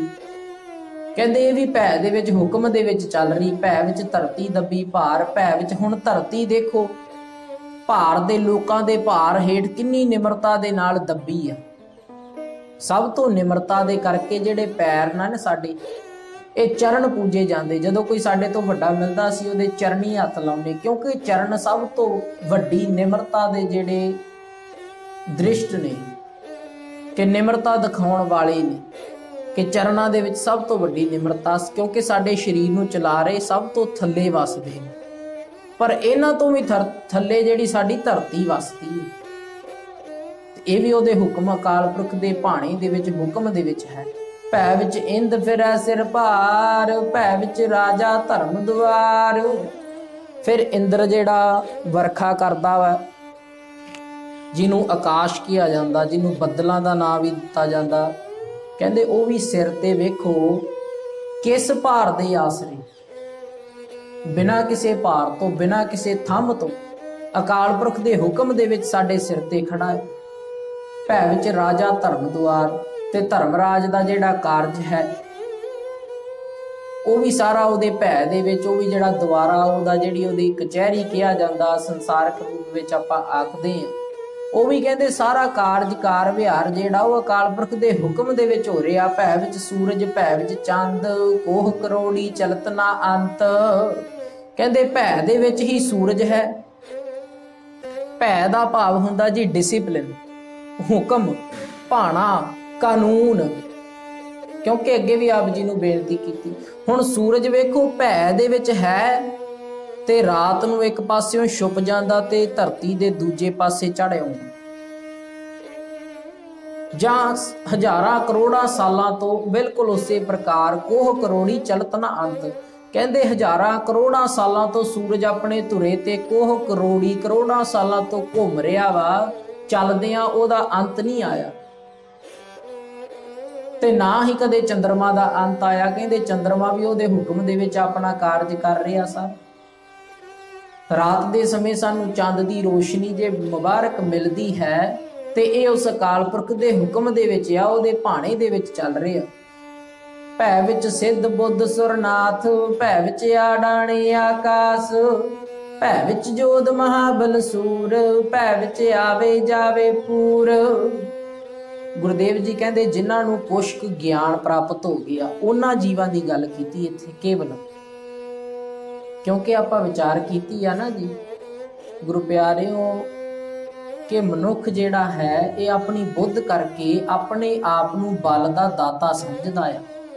ਆਪਣੇ ਆਪ ਨੂੰ ਗਿਆਨ ਦਾ ਦਾਤਾ ਸਮਝਣ ਕਰਕੇ ਮਨੁੱਖ ਜਿਹੜਾ ਇਹ ਅਕਾਲ ਪੁਰਖ ਦੇ ਭੈ, ਭਾਣੇ, ਹੁਕਮ, ਡਿਸਿਪਲਿਨ, ਕਾਨੂੰਨ ਤੋਂ ਬਾਹਰ ਹੋ ਗਿਆ। ਇਹ ਕਾਨੂੰਨ ਤੋਂ ਬਾਹਰ ਜਾ ਕੇ ਕੰਮ ਕਰਨ ਲੱਗ ਪਏ ਆ। ਪਰ ਕਹਿੰਦੇ ਜਿਹੜੇ ਲੋਕ ਅਜੇ ਵੀ ਰੱਬ ਦੇ ਨਾਲ ਜੁੜੇ ਨੇ, ਖੁਦਾ ਦੀ ਮੰਨਦੇ ਨੇ, ਖੁਦਾ ਦੇ ਨਾਲ ਜੁੜੇ ਨੇ, ਕਹਿੰਦੇ ਉਹ ਕੁਛ ਕੁ ਲੋਕ ਜਿਹੜੇ ਉਹ ਭੈ ਦੇ ਵਿੱਚ ਚੱਲਦੇ, ਭੈ ਵਿੱਚ ਸਿੱਧ, ਜਿਨ੍ਹਾਂ ਨੇ ਆਪਣੀਆਂ ਇੰਦਰੀਆਂ ਨੂੰ ਸਿੱਧ ਕਰ ਲਿਆ, ਇੰਦਰੀਆਂ ਤੇ ਕਾਬੂ ਪਾ ਲਿਆ। ਬੁੱਧ, ਜਿਨ੍ਹਾਂ ਨੇ ਗਿਆਨ ਦੀ ਪ੍ਰਾਪਤੀ ਕਰ ਲਈ, ਭਾਵ ਅਸਲ ਗਿਆਨ, ਬ੍ਰਹਮ ਦਾ ਗਿਆਨ ਕਿ ਸਾਨੂੰ ਚਲਾਉਣ ਵਾਲਾ ਅਕਾਲ ਪੁਰਖ ਹੈ। ਸੁਰ ਕਹਿੰਦੇ ਦੇਵਤੇ, ਨਾਥ ਕਹਿੰਦੇ ਜਿਹੜੇ ਜੋਗੀ ਨਾਥ ਹੁੰਦੇ। ਕਹਿੰਦੇ ਇਹ ਲੋਕ ਜਿਹੜੇ ਆ ਜਿਨ੍ਹਾਂ ਨੇ ਅਸਲ ਕਰਕੇ, ਭਾਵ ਦਿਖਾਵੇ ਦੇ ਜੋਗੀ ਨਹੀਂ, ਨਾ ਹੀ ਦਿਖਾਵੇ ਦੇ ਗਿਆਨੀ, ਅਸਲ ਕਰਕੇ ਜਿਨ੍ਹਾਂ ਨੇ ਸੰਸਾਰ ਦੇ ਤੇ ਉਸ ਬ੍ਰਹਮ ਦੇ ਗਿਆਨ ਨੂੰ ਬੁੱਝ ਲਿਆ, ਜਿਹੜੇ ਅਸਲ ਰੂਪ ਕਰਕੇ ਜੋਗੀ ਬਣ ਗਏ। ਜੋਗ ਦਾ ਧਾਰਨ, ਜੋਗ ਤੋਂ ਭਾਵ ਹੁੰਦਾ ਕਿ ਆਪਣੇ ਆਪ ਨੂੰ ਸਿੱਧੀਆਂ ਦੇ ਵਿੱਚ, ਆਪਣੇ ਆਪ ਨੂੰ ਜਿਹੜਾ ਕਿਸੇ ਕਠੋਰ ਤਪ ਦੇ ਵਿੱਚ ਰੱਖਣਾ, ਭਾਵ ਰੋਕ ਲਾਉਣੀ, ਆਪਣੀਆਂ ਇੰਦਰੀਆਂ ਨੂੰ ਰੋਕ ਕੇ ਬੰਨ੍ਹ ਕੇ ਰੱਖਣਾ, ਵਿਸ਼ੇ ਵਿਕਾਰਾਂ ਨੂੰ ਭੋਗਣ ਤੋਂ ਬਚਣਾ। ਜਿਹੜੇ ਲੋਕਾਂ ਨੇ ਇਹ ਕਾਰਜ ਕਰਨੇ ਸ਼ੁਰੂ ਕੀਤੇ ਉਹ ਉਹਦੇ ਭੈ ਦੇ ਵਿੱਚ, ਹੁਕਮ ਦੇ ਵਿੱਚ ਚੱਲਣਾ ਸ਼ੁਰੂ ਹੋ ਗਏ। ਭਾਵ ਉਹਨਾਂ ਨੂੰ ਰਮਜ਼ ਦਾ, ਕਾਨੂੰਨ ਬਾਰੇ, ਡਿਸਿਪਲਿਨ ਬਾਰੇ, ਅਕਾਲ ਪੁਰਖ ਦੇ ਹੁਕਮ ਬਾਰੇ ਕੁਛ ਕੁ ਸਮਝ ਆਉਣੀ ਸ਼ੁਰੂ ਹੋ ਗਈ। ਫਿਰ ਕਹਿੰਦੇ ਜਿਹੜਾ ਆਕਾਸ਼ ਹੈ, ਇਸ ਆਕਾਸ਼ ਦੇ ਵਿੱਚ ਅਨੇਕਾਂ ਤਰ੍ਹਾਂ ਦੇ ਕੌਤਕ ਖੇਲ ਹੋ ਰਹੇ ਆ। ਇਹ ਵੀ ਉਸ ਅਕਾਲ ਪੁਰਖ ਦੇ ਹੁਕਮ ਦੇ ਵਿੱਚ। ਜੋਧ ਮਹਾਬਲ ਸੂਰ, ਇਹ ਵੀ ਸਾਰੇ ਹੁਕਮ ਦੇ ਵਿੱਚ। ਯੋਧੇ ਵੱਡੇ ਵੱਡੇ ਮਹਾਬਲੀ ਤੇ ਸੂਰਮੇ, ਇਹ ਵੀ ਉਸ ਅਕਾਲ ਪੁਰਖ ਦੇ ਹੁਕਮ ਦੇ ਵਿੱਚ ਚੱਲ ਰਹੇ। ਭੈ ਵਿੱਚ ਆਵੇ ਜਾਵੇ ਪੂਰ। ਕਹਿੰਦੇ ਫਿਰ ਸੰਸਾਰ ਦਾ ਜਿਹੜਾ ਪੂਰ ਹੈ, ਭਾਵ ਸੰਸਾਰ ਤੇ ਲੋਕ ਆ ਰਹੇ ਨੇ, ਸੰਸਾਰ ਤੋਂ ਲੋਕ ਜਾ ਰਹੇ ਨੇ। ਇਹ ਵੀ ਸਾਰਾ ਜਿਹੜਾ ਕਾਰਜ ਹੈ ਰੂਹਾਂ ਦੇ ਰੂਪ ਦੇ ਵਿੱਚ। ਸਰੀਰਾਂ ਦਾ ਜਨਮ ਹੁੰਦਾ, ਸਰੀਰਾਂ ਤੋਂ ਮਿੱਟੀ ਹੋ ਕੇ ਤੇ ਦੁਬਾਰਾ ਰੂਹ ਜਿਹੜੀ ਹੈ, ਜੋਤ ਜਿਹੜੀ, ਉਹ ਜੋਤ ਦੇ ਵਿੱਚ ਜਾ ਕੇ ਰਲ ਜਾਂਦੀ ਹੈ। ਇਹ ਵੀ ਸਾਰਾ ਜਿਹੜਾ ਕਾਰਜ ਹੋ ਰਿਹਾ, ਕਹਿੰਦੇ ਇਹ ਵੀ ਉਸ ਦੇ ਬਣਾਏ ਹੋਏ ਇੱਕ ਨਿਯਮ ਦੇ ਅਨੁਸਾਰ, ਇੱਕ ਕਾਨੂੰਨ ਦੇ ਵਿੱਚ, ਇੱਕ ਹੁਕਮ ਦੇ ਵਿੱਚ ਚੱਲ ਰਿਹਾ ਕਿ ਜਿਹੜੇ ਜੀਵ ਦਾ ਜਿਸ ਤਰ੍ਹਾਂ ਜਨਮ ਹੋਣਾ ਉਹ ਉਸੇ ਤਰ੍ਹਾਂ ਹੀ ਜਨਮ ਹੁੰਦਾ। ਅੱਜ ਤੱਕ ਕਦੇ ਕੁਦਰਤ ਨੇ ਇਹ ਬਦਲਿਆ ਨਹੀਂ, ਜਾਂ ਇਸ ਤਰ੍ਹਾਂ ਦਾ ਬਦਲਾਵ ਨਹੀਂ ਆਇਆ ਕਿ ਕਿਸੇ ਜੀਵ ਦਾ ਜਨਮ ਕਦੇ ਕਿਸੇ ਤਰ੍ਹਾਂ ਹੋਵੇ ਤੇ ਕਦੇ ਕਿਸੇ ਪ੍ਰੋਸੀਜਰ ਦੇ ਨਾਲ ਹੋਵੇ, ਕਦੇ ਕਿਸੇ ਕਿਰਿਆ ਦੇ ਨਾਲ। ਜਿਹੜੇ ਜੀਵ ਨੂੰ ਜਿਸ ਤਰ੍ਹਾਂ ਜਨਮ ਦੀ ਪ੍ਰਵਿਰਤੀ ਦਿੱਤੀ ਉਸੇ ਤਰ੍ਹਾਂ ਹੁੰਦਾ ਆ ਜੀ। ਅਖੀਰਲਾ ਬਚਨ ਗੁਰਦੇਵ ਜੀ ਕਰਦੇ, ਭਾਈ ਇਹ ਸਾਰਾ ਸੰਸਾਰ ਜਿਹੜਾ ਉਸ ਦੇ ਡਰ ਦੇ ਵਿੱਚ ਬਣਾਇਆ। ਸਗਲਿਆ ਭਾਉ ਲਿਖਿਆ ਸਿਰ ਲੇਖ, ਨਾਨਕ ਨਿਰਭਉ ਨਿਰੰਕਾਰ ਸੱਚ ਏਕ। ਕਹਿੰਦੇ ਸਗਲਿਆ ਭਾਉ ਲਿਖਿਆ ਸਿਰ ਲੇਖ। ਕਹਿੰਦੇ ਜਿੱਦਾਂ ਜਿੱਦਾਂ ਕਿਸੇ ਦੇ ਸਿਰਾਂ ਤੇ ਲੇਖ ਲਿਖੇ ਗਏ ਨੇ, ਜਿਵੇਂ ਜਿਵੇਂ ਮਸਤਕ ਤੇ ਲੇਖ ਲਿਖੇ ਗਏ ਨੇ ਭਾਈ ਜੀਵਨ ਦੇ ਵਿੱਚ ਆਹ ਕਾਰਜ ਕਰਨੇ ਆ, ਉਸ ਮਸਤਕ ਦੇ ਲੇਖਾਂ ਦੇ ਅਨੁਸਾਰ ਜੀਵਨ ਜਿਹੜਾ ਅਸੀਂ ਡਰ ਦੇ ਵਿੱਚ ਬਤੀਤ ਕਰਨਾ ਹੈ ਤੇ ਉਸੇ ਡਰ ਦੇ ਵਿੱਚ ਆਪਾਂ ਰਹਿਣਾ, ਜਿਹਨੂੰ ਨਿਰਮਲ ਭਾਉ ਕਿਹਾ ਜਾਂਦਾ, ਜਿਸ ਨੂੰ ਨਿਰਮਲ ਡਰ ਕਿਹਾ ਜਾਂਦਾ। ਜਦੋਂ ਆਪਾਂ ਕਹਿੰਦੇ ਆ ਨਾ ਬਾਣੀ ਦੇ ਵਿੱਚ ਬਚਨ ਆਉਂਦਾ, ਨਿਰਭਉ ਜਪੈ ਸਗਲ ਭਾਉ ਮਿਟੈ, ਭਾਵ ਉਸ ਨਿਰਭਉ ਅਕਾਲ ਪੁਰਖ ਨੂੰ ਜਪ ਲਈਏ ਤੇ ਅਸੀਂ ਸੰਸਾਰ ਦੇ ਡਰਾਂ ਤੋਂ ਨਿਰਭਉ ਹੋ ਜਾਵਾਂਗੇ ਤੇ ਇੱਕ ਡਰ ਰਹਿ ਜਾਵੇਗਾ ਕੇਵਲ। ਗੁਰਦੇਵ ਜੀ ਕਹਿੰਦੇ ਨਾ ਸਗਲ ਭਾਉ ਮਿਟੈ, ਸਾਰੇ ਸੰਸਾਰ ਦੇ ਡਰ ਤਾਂ ਖਤਮ ਹੋ ਜਾਣਗੇ, ਪਰ ਇੱਕ ਡਰ ਜਿਹੜਾ ਜਿਹਨੂੰ ਨਿਰਮਲ ਭਾਉ ਕਿਹਾ ਜਾਂਦਾ, ਅਸੀਂ ਅਕਾਲ ਪੁਰਖ ਦੇ ਡਰ ਦੇ ਵਿੱਚ ਹੋ ਜਾਵਾਂਗੇ ਕਿ ਭਾਵ ਆ ਮੇਰੇ ਅਕਾਲ ਪੁਰਖ ਦਾ ਭਾਣਾ ਨਹੀਂ, ਹੁਕਮ ਨਹੀਂ। ਹੁਣ ਹੁਕਮ ਨੂੰ ਕਿਵੇਂ ਬੁੱਝੀਏ ਜੀ? ਇਹ ਗੁਰੂ ਦੇ ਕੋਲ ਆ ਕੇ ਪਤਾ ਲੱਗੇਗਾ। ਜਦੋਂ ਪੂਰਾ ਗੁਰੂ ਮਿਲੇਗਾ ਨਾ ਤੇ ਫਿਰ ਧੰਨ ਸ਼੍ਰੀ ਗੁਰੂ ਗ੍ਰੰਥ ਸਾਹਿਬ ਪਾਤਸ਼ਾਹ ਜੀ ਗਿਆਨ ਦੇ ਸੋਮੇ ਦੇ ਰੂਪ ਵਿੱਚ ਸਾਨੂੰ ਇਹ ਸਮਝਾਉਂਦੇ ਨੇ ਕਿ ਅਕਾਲ ਪੁਰਖ ਦਾ ਹੁਕਮ ਕੀ ਆ, ਜੀਵਨ ਦੇ ਵਿੱਚ ਕੀ ਕਰਨ ਵਾਸਤੇ ਆਇਆ, ਕੀ ਤੂੰ ਕਰਨਾ ਜੀਵਨ ਦੇ ਅੰਦਰ, ਤੇ ਕਿਹੜਾ ਕਾਰਜ ਹੈ ਉਹ ਜਿਹੜਾ ਤੇਰੇ ਵਾਸਤੇ ਚੰਗਾ ਨਹੀਂ, ਤੂੰ ਨਹੀਂ ਕਰਨਾ ਜੀਵਨ ਦੇ ਵਿੱਚ। ਕਰਨਾ ਕੀ ਹੈ? ਗੁਰਮਤਿ ਦੇ ਅਨੁਸਾਰ ਇੱਕ ਰਹਿਤ ਦੱਸੀ ਗੁਰੂ ਪਿਆਰਿਓ। ਕਹਿੰਦੇ ਗੁਰ ਸਤਿਗੁਰ ਕਾ ਜੋ ਸਿੱਖ ਖਾਵੈ, ਸੋ ਭਲ ਕੇ ਉਠ ਹਰ ਨਾਮ ਧਿਆਏ, ਉਦਮ ਕਰੇ ਭਲ ਕੇ ਪ੍ਰਭਾਤੀ, ਇਸਨਾਨ ਕਰੇ ਅੰਮ੍ਰਿਤ ਸਰ ਨਾਵੈ। ਆਹ ਕਾਰਜ ਜਿਹੜਾ ਸਮੁੱਚਾ ਸ਼ਬਦ ਆਪਾਂ ਪੜ੍ਹੀਏ ਨਾ ਚੌਥੇ ਮਹਾਰਾਜ ਧੰਨ ਸ਼੍ਰੀ ਗੁਰੂ ਰਾਮਦਾਸ ਪਾਤਸ਼ਾਹ ਜੀ ਦਾ, ਗੁਰਦੇਵ ਜੀ ਨੇ ਸਾਨੂੰ ਦੱਸਿਆ ਕਿ ਜੀਵਨ ਦੇ ਵਿੱਚ ਕਰਨਾ ਕੀ ਹੈ ਤੇ ਅਸੀਂ ਕਰ ਕੀ ਰਹੇ ਹਾਂ ਜੀਵਨ ਦੇ ਵਿੱਚ। ਉਹਦੇ ਡਰ ਤੋਂ ਬਾਹਰ ਹੋ ਕੇ ਕਹਿੰਦੇ ਜੀਵਨ ਦੇ ਵਿੱਚ ਅਸੀਂ ਆਹ ਕੰਮ ਕਰ ਰਹੇ ਹਾਂ। ਪਹਿਲੇ ਪਿਆਰ ਲੱਗਾ ਥਣ ਦੁੱਧ, ਦੂਜੇ ਮਾਏ ਬਾਪ ਕੀ ਸੁੱਧ, ਤੀਜੇ ਭਇਆ ਭਾਬੀ ਬੇਬ, ਚੌਥੇ ਪਿਆਰ ਪੰਨੀ ਖੇਡ, ਪੰਜਵੇਂ ਖਾਣ ਪੀਣ ਕੀ ਧਾਤ, ਛੇਵੇਂ ਕਾਮ ਨਾ ਪੁੱਛੈ ਜਾਤ, ਸਤਵੇਂ ਸਾਂਝ ਕੀਆ ਘਰ ਵਾਸ, ਅੱਠਵੇਂ ਕ੍ਰੋਧ ਹੋਆ ਤਨ ਨਾਸ, ਨਾਵੇਂ ਧੌਲੇ ਉਬੈ ਸਾਹ, ਦਸਵੇਂ ਦੱਤਾ ਹੋਆ ਸਵਾ। ਕਹਿੰਦੇ ਆ ਸਾਡਾ ਜੀਵਨ ਬਣ ਗਿਆ ਵਾ। ਇਸ ਲਈ ਇਹ ਜਿਹੜੇ ਬਚਨ ਨੇ ਉਹ ਗੁਰੂ ਦੇ ਕੋਲੋਂ ਪਤਾ ਲੱਗਣੇ ਕਿ ਭਾਈ ਨਾਨਕ ਨਿਰਭਉ ਨਿਰੰਕਾਰ ਸੱਚ ਏਕ, ਨਿਰਭਉ ਡਰ ਤੋਂ ਰਹਿਤ ਤੇ ਆਕਾਰ ਤੋਂ ਰਹਿਤ, ਸੱਚਾ ਇੱਕੋ ਅਕਾਲ ਪੁਰਖ ਜਿਹਦੇ ਨਾਲ ਜੁੜਨਾ ਹੈ, ਜਿਹਦੇ ਹੁਕਮ ਦੇ ਵਿੱਚ ਚੱਲਣਾ ਹੈ। ਹੁਣ ਉਹ ਹੁਕਮ ਕਿੱਥੇ ਲਿਖਿਆ? ਕਿਵੇਂ ਸਾਨੂੰ ਪਤਾ ਲੱਗੇਗਾ ਕਿ ਜਿਹੜਾ ਅਕਾਲ ਪੁਰਖ ਹੈ ਕੀ ਚਾਹੁੰਦਾ ਹੈ ਕਿ ਅਸੀਂ ਕੀ ਕਰੀਏ? ਇਹ ਗੁਰੂ ਦੇ ਕੋਲ ਆ ਕੇ ਪਤਾ ਲੱਗੇਗਾ। ਭਾਈ ਆਹ ਕਰਿਆ ਕਰੋ ਜੀਵਨ ਵਿੱਚ। ਗੁਰਦੇਵ ਜੀ ਅੰਮ੍ਰਿਤ ਵੇਲੇ ਪ੍ਰਕਾਸ਼ਮਾਨ ਹੋ ਕੇ ਹੁਕਮ ਦਿੰਦੇ ਆ, ਭਾਵ ਇੱਕ ਸਾਨੂੰ ਕਾਨੂੰਨ ਦੇ ਦਿੱਤਾ ਅੱਜ ਦਾ। ਦੋ ਤਰ੍ਹਾਂ ਦੇ ਡਰ ਦੀ ਆਪਾਂ ਗੱਲ ਕਰੇ ਨਾ, ਵਿਸ਼ਾ ਬਹੁਤ ਲੰਮੇਰਾ, ਸਮਾਂ ਬਹੁਤ ਜ਼ਿਆਦਾ ਚਾਹੀਦਾ ਇਸ ਨੂੰ ਸਮਝਣ ਵਾਸਤੇ। ਪਿਆਰਿਓ ਆਪਾਂ ਦੋ ਤਰ੍ਹਾਂ ਦੇ ਡਰ ਦੀ ਗੱਲ ਕੀਤੀ। ਇੱਕ ਆ ਚੰਗਾ ਨਿਰਮਲ ਭਾਉ, ਇੱਕ ਹੈ ਮਾੜਾ ਡਰ ਜਿਹਦੇ ਕਰਕੇ ਅਸੀਂ ਖਤਮ ਹੋ ਜਾਂਦੇ ਹਾਂ। ਹੁਣ ਜਦੋਂ ਆਪਾਂ ਇੱਕ ਸਮਝ ਲਈਏ, ਇੱਕ ਉਦਾਹਰਨ ਦੇ ਤੌਰ ਤੇ ਅਸੀਂ ਸੜਕ ਤੇ ਖੜੇ ਹਾਂ, ਬੱਤੀ ਲਾਲ ਹੈ ਤੇ ਹੁਣ ਅਸੀਂ ਬੱਤੀ ਨੂੰ ਟੱਪਣਾ ਨਹੀਂ, ਭਾਵ ਸੜਕ ਅਜੇ ਪਾਰ ਨਹੀਂ ਕਰਨੀ। ਇਹ ਸਾਡੇ ਮਨ ਦੇ ਵਿੱਚ ਡਰ ਹੈ ਕਿ ਜੇ ਅਸੀਂ ਸੜਕ ਪਾਰ ਕੀਤੀ ਤੇ ਪਾਰ ਕਰਕੇ ਸਾਨੂੰ ਜਿਹੜਾ ਉਹ ਦੰਡ ਦੇਣਾ ਪਵੇਗਾ, ਦੰਡ ਭੁਗਤਣਾ ਪਵੇਗਾ। ਇਹਨੂੰ ਕਹਿੰਦੇ ਨੇ ਨਿਰਮਲ ਭਾਉ, ਕਿ ਸਾਨੂੰ ਇਸ ਤੋਂ ਬਾਅਦ ਸਜ਼ਾ ਹੋਵੇਗੀ, ਅਸੀਂ ਕਾਰਜ ਨਾ ਕਰੀਏ, ਭਾਵ ਪਾਪ ਨਾ ਕਮਾਈਏ, ਪਾਪ ਦਾ ਸਾਨੂੰ ਫਲ ਭੁਗਤਣਾ ਪਵੇਗਾ। ਹੁਣ ਜਦੋਂ ਬੱਤੀ ਜਿਹੜੀ ਅਸੀਂ ਉਹ ਲੰਘ ਗਏ, ਸੜਕ ਲੰਘ ਗਏ, ਲਾਲ ਬੱਤੀ ਨੂੰ ਆਪਾਂ ਪਾਰ ਕਰ ਲਿਆ। ਜਦੋਂ ਪਾਰ ਕਰ ਲਿਆ ਤੇ ਉਸ ਤੋਂ ਬਾਅਦ ਜਿਹੜਾ ਦੰਡ ਦੇਣਾ ਪਵੇਗਾ, ਹੁਣ ਜਿਹੜਾ ਡਰ ਪੈਦਾ ਹੋਵੇਗਾ, ਇਹ ਡਰ ਸਾਨੂੰ ਅੰਦਰ ਅੰਦਰ ਖਾਂਦਾ ਜਾਵੇ। ਇਹ ਦੋ ਤਰ੍ਹਾਂ ਦੇ ਡਰ ਹੈ। ਅਸੀਂ ਇਹ ਸਮਝ ਲਈਏ ਕਿ ਅਕਾਲ ਪੁਰਖ ਦਾ ਹੁਕਮ ਕੀ ਹੈ ਤੇ ਉਹਦੇ ਹੁਕਮ ਅਨੁਸਾਰ ਚੱਲੀਏ ਕਿ ਭਾਈ ਪਾਪ ਨਹੀਂ ਕਰਨੇ, ਸੰਸਾਰ ਦੇ ਵਿੱਚ ਦਇਆ ਕਰਨੀ ਹੈ, ਲੋਕਾਂ ਦਾ ਭਲਾ ਕਰਨਾ, ਵਿੱਚ ਦੁਨੀਆ ਸੇਵ ਕਮਾਈਏ ਤਾਂ ਦਰਗਹਿ ਬੈਸਨ ਪਾਈਏ। ਇਹ ਕਾਰਜ ਕਰਨੀ, ਦੁਨੀਆ ਦੇ ਵਿੱਚ ਸੇਵਾ ਕਰਨ ਵਾਸਤੇ ਆਏ, ਆਪਣਾ ਤਨ ਮਨ ਧਨ ਗੁਰੂ ਨੂੰ ਸੌਂਪ ਦਈਏ ਤੇ ਸਤਿਗੁਰੂ ਪਾਸੋਂ ਇਹ ਸੋਝੀ ਲਈਏ ਕਿ ਕਿਹੜੇ ਕੰਮ ਕਰਨੇ ਆ ਤੇ ਕਿਹੜੇ ਕੰਮ ਨਹੀਂ ਕਰਨੇ। ਗੁਰੂ ਸਾਹਿਬ ਅੰਮ੍ਰਿਤ ਵੇਲੇ ਪ੍ਰਕਾਸ਼ਮਾਨ ਹੋ ਕੇ ਹੁਕਮ ਦਿੰਦੇ ਆ ਕਿ ਭਾਈ ਆਹ ਹੁਕਮ ਦੇ ਵਿੱਚ ਰਹਿ, ਜੇ ਹੁਕਮ ਤੋਂ ਬਾਹਰ ਹੋਇਆ ਤੇ ਫਿਰ ਤੈਨੂੰ ਸਜ਼ਾ ਭੁਗਤਣੀ ਪਵੇਗੀ। ਸੋ ਸਤਿਗੁਰੂ ਪਾਤਸ਼ਾਹ ਜੀ ਦੇ ਬਚਨਾਂ ਨੂੰ ਸਮਝੀਏ। ਗੁਰਦੇਵ ਜੀ ਨੇ ਅੱਜ ਸਾਨੂੰ ਸਮਝਾਇਆ ਕਿ ਸਾਰਾ ਸੰਸਾਰ, ਸਾਰਾ ਬ੍ਰਹਿਮੰਡ ਉਹਦੇ ਡਰ ਦੇ ਵਿੱਚ ਆ ਤੇ ਮਨੁੱਖ ਨੂੰ ਹਦਾਇਤ ਕੀਤੀ ਕਿ ਗੁਰਸਿੱਖ ਨੂੰ ਗੁਰਸਿੱਖ ਹੋਣ ਦੇ ਨਾਤੇ ਕਿਹਾ ਕਿ ਭਾਈ ਗੁਰੂ ਕੋਲੋਂ ਹੁਕਮ ਪੁੱਛ ਕੇ ਤੇ ਉਸ ਅਕਾਲ ਪੁਰਖ ਦੇ ਡਰ ਦੇ ਵਿੱਚ, ਭੈ ਦੇ ਵਿੱਚ ਹੁਕਮ ਨੂੰ ਕਮਾਇਆ ਕਰ। ਸਤਿਗੁਰੂ ਪਾਤਸ਼ਾਹ ਜੀ ਕਿਰਪਾ ਕਰਨ, ਸਾਨੂੰ ਤੁਹਾਨੂੰ ਸਾਰਿਆਂ ਨੂੰ ਬੰਦਗੀ ਨਾਮ ਸਿਮਰਨ ਦੀ ਦਾਤ ਬਖਸ਼ਣ, ਅਕਾਲ ਪੁਰਖ ਦੀ ਯਾਦ ਦੇ ਵਿੱਚ ਸਦਾ ਜੁੜੇ ਰਹੀਏ। ਤੇ ਇਹੋ ਕਰਨ ਵਾਸਤੇ ਆਪਾਂ ਸੰਸਾਰ ਤੇ ਆਏ ਹਾਂ ਗੁਰੂ ਪਿਆਰਿਓ। ਅਰਦਾਸ ਕਰਿਆ ਕਰੀਏ ਕਿ ਦਾਸਰੇ ਦੀ ਤੇ ਆਪ ਸਭਨਾ ਦੀ ਸਿੱਖੀ ਕੇਸਾ ਸਵਾਸਾ ਸੰਗ ਨਿਭ ਜਾਵੇ। ਸਤਿਗੁਰੂ ਪਾਤਸ਼ਾਹ ਜੀ ਕਿਰਪਾ ਕਰਨ, ਹੋਈਆਂ ਬੇਅੰਤ ਪ੍ਰਕਾਰ ਦੀਆਂ ਭੁੱਲਾਂ ਦੀ ਮੁਆਫੀ ਬਖਸ਼ਣੀ। ਆਓ ਅਖੀਰ ਤੇ ਫਤਿਹ ਨਾਲ ਸਾਂਝ ਪਾਈਏ।